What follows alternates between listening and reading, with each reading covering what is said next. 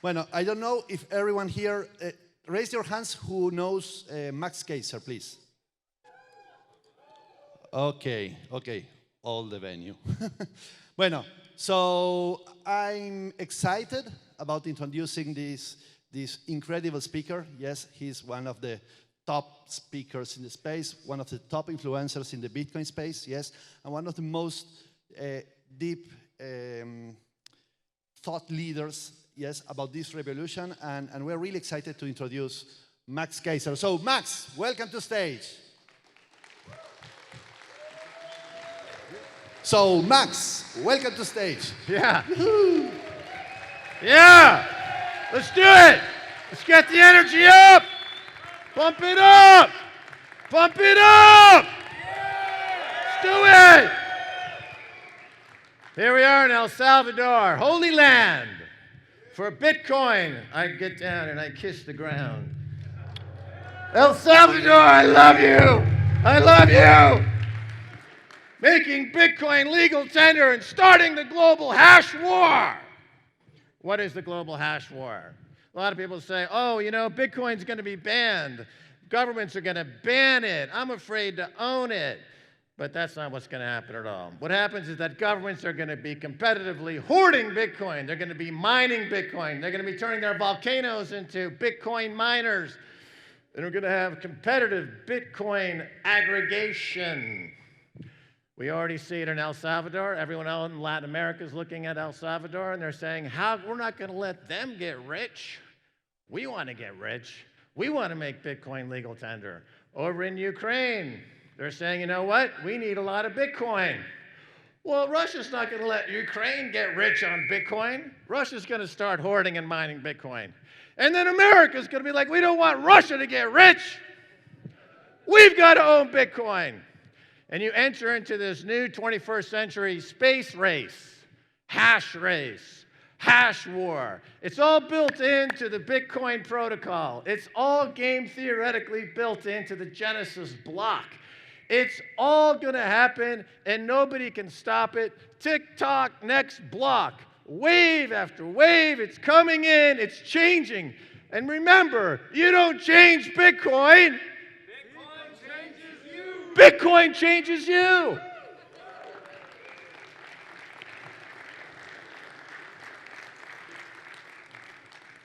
Bitcoin is the great equalizer. Nobody knows this more than President Bukele. Some things that we know about what's happening in the world today. All fiat money goes to zero. For the past 300 years, all fiat money has gone to zero or lost 99% of its purchasing power. No fiat money has ever survived. That includes the US dollar. It's not an exception. Every country will follow El Salvador and make Bitcoin legal tender. Already, El Salvador is on track to save $400 million in remittances. They're going to make $1 billion off their volcano mined Bitcoin that they're putting into operation. And as I suggested, when I heard about the volcano mining, why not launch Bitcoin-backed volcano bonds against future Bitcoin earnings and pay off the IMF? Pay that IMF debt off. Fuck the IMF. We don't need the IMF. Nobody needs the IMF. Pay him back. Pay him back. Get rid of the poison. The IMF, the pestilence. Get it out of the country. If you see someone from the IMF, just step on her. Fuck you! Out! Vamos! Disgusting. Parasite. Pig! IMF is shit. Remember that. You can quote me on that. But President Bukele, I have to say, his Twitter game is on point. For example, he tweeted some three little words. United Fruit Company, right? United Fruit Company. What's this all about? Well, Latin America has been the American colonial playground for decades. Latin America has been the source for wealth in America for decades. United Fruit Company, of course, is a company that took root here in this region and extracted wealth. And Bukele is thinking, you know what? Bitcoin is a great equalizer. We don't need to be under the thumb of any of these global banking cartel anymore. He says to the IMF, openly trolling the IMF, hey, IMF, we're buying the dip. Here's a president of a company trolling the IMF saying, we're buying the dip, meaning he's buying and accumulating Bitcoin cheaply.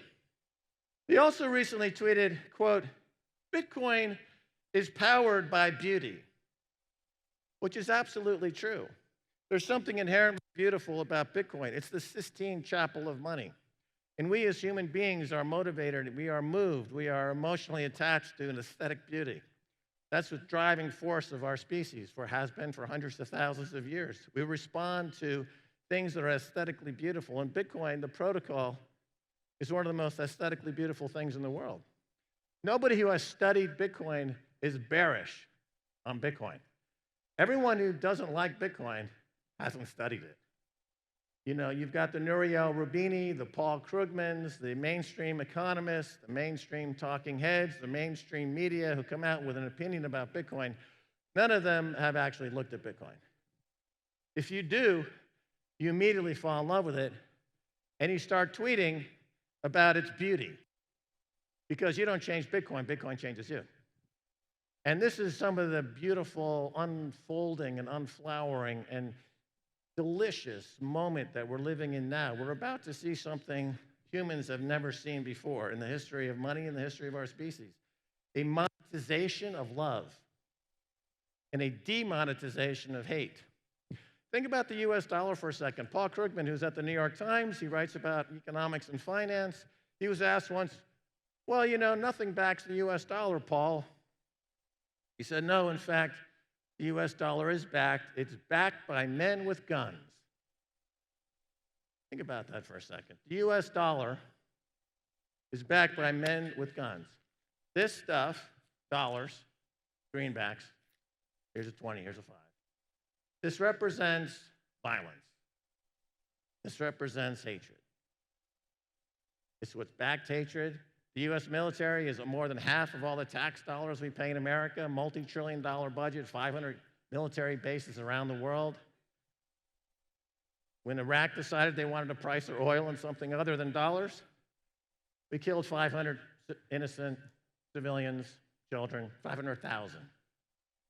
When Gaddafi said, hey, we're going to maybe bring in a Pan-African gold-backed currency and get out of the dollar, he was killed by U.S. military forces. This is the story of the dollar. This is garbage. This is shit. This is the kind of shit that you don't ever want to see. You know, this is very cathartic. You need to perform an exorcism on your currency. You need to release the devil. Out, devil! Out! Pestilence! The kind of garbage. Nothing but paper and an illusion that somehow this is going to keep you safe in a world of infinite inflation. I can guarantee you a few things. Number one, paper money is guaranteed, mathematically guaranteed, to lose purchasing power forever. It'll never, ever gain purchasing power. Number two, Bitcoin is mathematically guaranteed to always increase purchasing power. Mathematically guaranteed to always increase purchasing power forever. Is it volatile? Sure. But I ask you, would you accept a little volatility in Bitcoin with a guarantee of purchasing power over time? Or would you rather have the US dollar or some other fiat money that's not volatile and you're guaranteed to lose purchasing power over time? Who would pick Bitcoin? Yeah, hell yeah, of course, absolutely. Anyway, I'm watching with great interest the political ramifications of all this and adoption here in El Salvador. When President Bukele announced the adoption as legal tender, we immediately got a comment from Victoria Nuland over in the United States. This is the woman who staged the coup in Ukraine, by the way, who, when asked about staging the coup in Ukraine for American agricultural interests, her husband works for Cargill, a big agricultural company. Her response, well, fuck Europe. But she brought a plate of cookies to ease the pain. She's like, Betty Crocker, Betty on crack. Now, she had this comment to say, quote, El Salvador needs to be responsible about Bitcoin adoption. We're taking a tough look. Okay, so Victoria, a few things. Number one, Bitcoin is unconfiscatable. So it doesn't matter how many Marines you send in, you cannot take El Salvador's Bitcoin. Right? It's unconfiscatable. Also, it's uncensorable. No matter who El Salvador wants to do business with using Bitcoin, nobody can stop them. No other government can get in the middle. Nobody can say no. The IMF, the World Bank, anybody, Davos people, nobody can stop it. The people here on the street who are using it now have unconfiscatable wealth for the first time that's increasing in purchasing power every day. They're enjoying individual sovereignty, and they have hope. They have a future. They're excited. Just walking through El Zonte, people are like dancing. I'm in El Zonte. I got my Bitcoin. They got a future. They enjoy more monetary money freedom in El Zonte than almost virtually every single American does. Every single American is subject to having their wealth confiscated, as they did in the 30s with the gold. Every single American is having their wealth destroyed by inflation. Every single American is having their transactions spied on by the government. Are the people in El Zonte suffering from this? No. So that has an incredible, profound impact around the world as people begin to adopt Bitcoin, and it changes their lives. Bitcoin is the first property in history that you can own fully. It's the ultimate manifestation of self-ownership and natural law.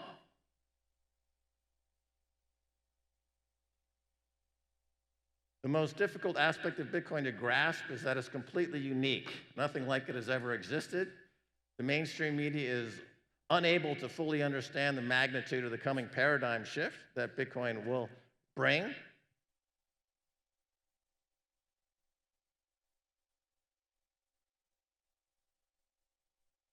Truly decentralized, resist censorship. 40% of all the money that's been printed in America has been printed in the last 18 months. The inflation genie is truly out of the bottle. This has been going on for a long time. The money printing has been a problem for a long time.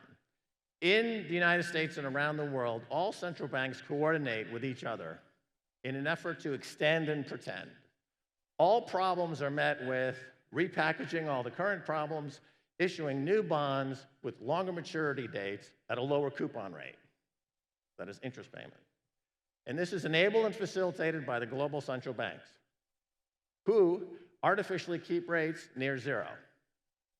That means that people who are savers, people who are working hard and putting money into their savings account for hope of a better future, they are not getting interest on their savings because it was stolen by the central bankers who gave that interest to their speculating banking friends. How much interest has been lost since this program of financial oppression began? About $4 trillion has been taken out of the pockets of savers, people who work hard and want to save for the future.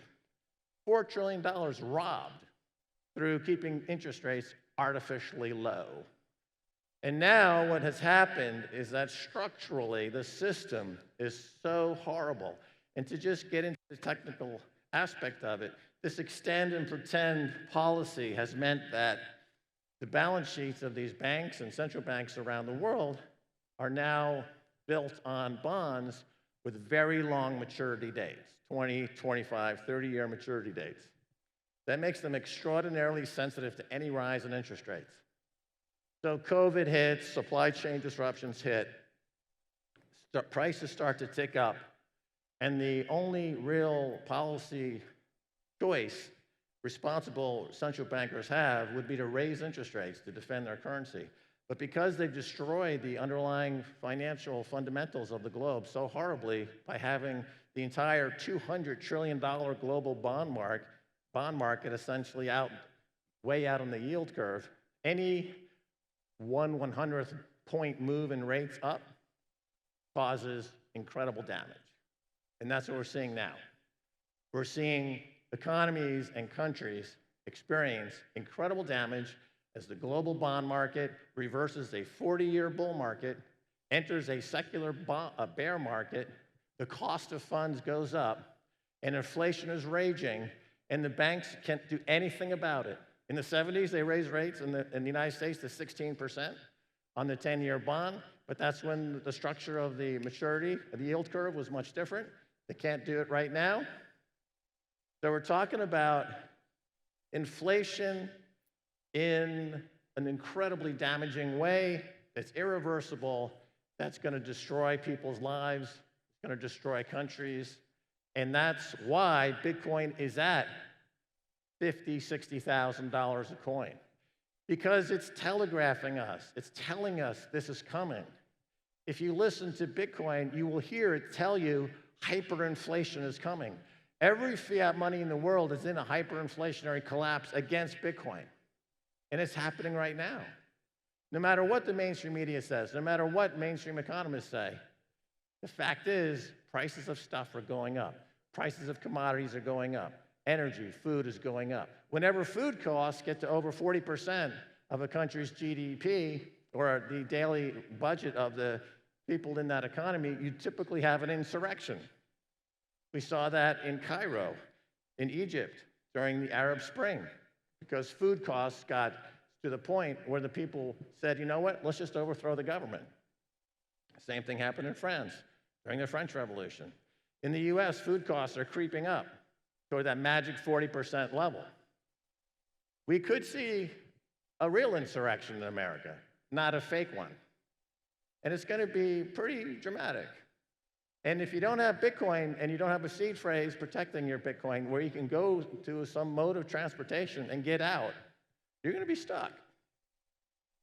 With Bitcoin, it's totally portable, it's unconfiscatable, it's censorship resistant. I have a seed phrase controlling my private keys. I can walk naked through the airport, arrive anywhere I want to, and I'm cool. Can't do that with gold. Can't do that with fiat money. It's literally a life and death situation at this point, given the inflation picture. If you are not stacking sats right now, you could be in a serious, serious, serious problem. And I see I've got about 2 minutes left. And I just wanted to, once again, kind of thank everybody in this country for having the balls, for having the courage, for being, I think Bitcoin in El Salvador is the declaration of independence for the 21st century. On Twitter, I say President Bukele is the new George Washington. And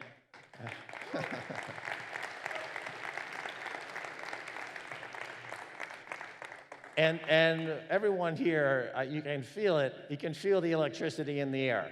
I've been in this for 10 years, and it was such a moment of just joy and excitement when the news hit that we have the first of many, many, many countries where Bitcoin becomes legal tender. Now, I want to thank the folks at La BitConf because I've been here a couple of times. This is the best conference out there. Thanks to this guy.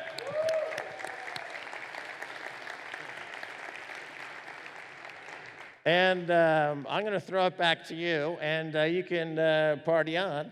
And thank you so much. Have a great conference. A big applause. Thank you, Max. You're also the best.